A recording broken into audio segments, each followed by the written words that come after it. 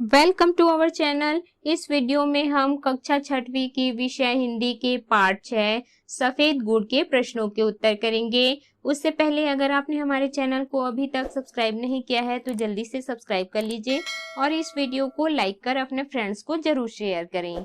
इस वीडियो को सुनने मात्र से ही आपको सारे प्रश्नों के उत्तर याद हो जाएंगे। तो चलिए शुरू करते हैं। सबसे पहला प्रश्न है, माँ के आसमान की तरफ देखने भर से बालक क्या समझ जाता था? इसका उत्तर है, माँ के आसमान की तरफ देखने से बालक यह समझ जाता है कि जब भी माँ के पास पैसे नहीं होते तो वह इसी तरह देखती थी। अगला है प्रश्न दूसरा,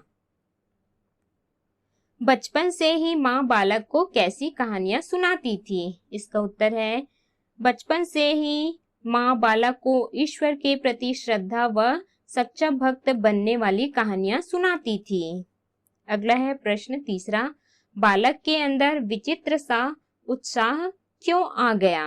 इसका उत्तर है, बालक गुड़ खाने के लिए बेचैन था, तब उसे ईश्वर याद आया और खुश हो गया। उसके अंदर एक विचित्र सा उत्साह आ गया कि ईश्वर सबसे अधिक ताकतवर है, वह सभी जगह है और सब कुछ कर सकते हैं। अगला है प्रश्न चौथा, अठन्नी मिलने पर बालक ने क्या किया? इसका उत्तर है, अठन्नी मिलने पर बालक सेठ पंसारी की दुकान से सफेद गुड़ खरीदा। अगला है प्रश्न पांचवा, अठन्नी की जगह खपड़ा निकलने पर बालक पर क्या प्रभाव पड़ा? इसका उत्तर है, अठन्नी की जगह खपड़ा निकलने पर बालक का चेहरा एकदम से काला पड़ गया, सिर घूम गया जैसे शरीर का खून निकल गया हो, वह उसकी आंखें छलछला गई। अगला है प्रश्न छठवां, दुकानदार के प्यार से कहने पर बालक ने गुड़ लेने से इनकार क्यों कर दिया? इसका उत्तर है, बालक गुड़ लेने से इनकार इसलिए कर दिया क्योंकि पंसारी की दुकान से धनिये के डिब्बे में खपड़ा चिकना पत्थर निकल गया, क्योंकि पैसे गुड़ के लिए ईश्वर से मांगा था, दुकानदार से नहीं। दूसरों की दया उसे नहीं चाहिए थी। अगला है प्रश्न सातवां, बालक को क्यों विश्वास था कि ईश्वर उसे जरूर गुड़ देगा? इसका उत्तर है, बालक सफेद गुड़ खाने के लिए बेचैन था, उसे ईश्वर के प्रति पूर्ण आस्था एवं विश्वास था, क्योंकि वह बचपन से ही पूजा करता आ रहा है, जिसने कभी बुरा काम नहीं किया, कभी चोरी नहीं की, कभी किसी को सताया नहीं। इन्हीं सभी भावों से उसे विश्वास था कि ईश्वर जरूर उसे गुड़ देगा। अगला है पाठ से आगे के प्रश्न।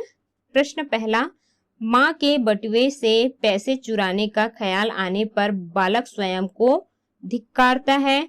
हम किस तरह के काम करने का ख्याल मन में आते ही स्वयं को धिक्कारते हैं? साथियों से चर्चा कर लिखिए। इसका उत्तर है, माँ के बटुए से पैसे चुराने का ख्याल आने पर बालक स्वयं को धिक्कारने लगा और इस बुरे ख्याल के लिए ईश्वर से क्षमा मांगने लगा। हमें कभी भी बुरा काम नहीं करना चाहिए, कभी किसी की चोरी एवं कभी भी किसी को सताना नहीं चाहिए। हमें ईश्वर की पूजा पाठ पूर्ण आस्था एवं विश्वास के साथ करनी चाहिए, क्योंकि ईश्वर सबसे अधिक ताकतवर है। अगला है प्रश्न दूसरा, बालक जिसे अठन्नी समझकर गुड़ खरीदना चाह रहा था वह खपड़ा निकला। दुकानदार उसकी परेशानी को समझते हुए उसे गुड़ देना चाहता है, पर बालक मुफ्त में गुड़ लेने से इनकार कर देता है। आप उस स्थान पर होते तो क्या करते और क्यों? कल्पना करिए। इसका उत्तर है, बालक को उदास देखकर पंसारी ने उसे बिना पैसे के गुड़ देने की इच्छा जाहिर की, परंतु बालक ने मुफ्त में गुड़ लेने से साफ इनकार कर दिया, क्योंकि बालक ईश्वर का सच्चा भक्त व स्वाभिमानी था। वैसे भी बालक ने ईश्वर से गुड़ मांगा था, दुकानदार से नहीं। दूसरों की दया उसे नहीं चाहिए थी। हम भी उस स्थान पर होते तो बालक के सही रास्तों पर चलते। अगला है प्रश्न तीसरा, बालक ईश्वर से सफेद गुड़ पाने की चाहत रखता है। आप सभी को अगर मौका मिले तो ईश्वर से क्या पाना चाहेंगे? आपस में बातचीत कर अपनी भावना को व्यक्त कीजिए।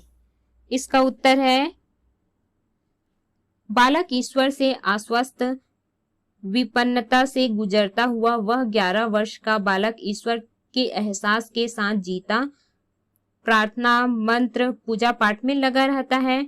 दुकान पर सफेद गुड़ रखा था जो कि उसके लिए दुर्लभ था, फिर भी हिम्मत न हारते हुए ईश्वर के प्रति अटूट विश्वास था कि ईश्वर उसे एक दिन जरूर गुड़ देगा। बालक की इस भावना को देखकर हमें सीख लेनी चाहिए। अगला है प्रश्न चौथा, बालक माँ की परिस्थिति को समझते हुए उसे दुखी नहीं करना चाहता।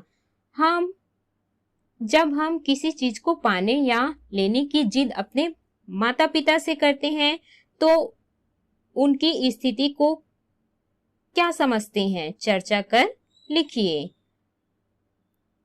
इसका उत्तर है बालक माँ की परिस्थितियों से अवगत था, फिर भी एक बार माँ के बटुए से पैसे चुराने का ख्याल आया।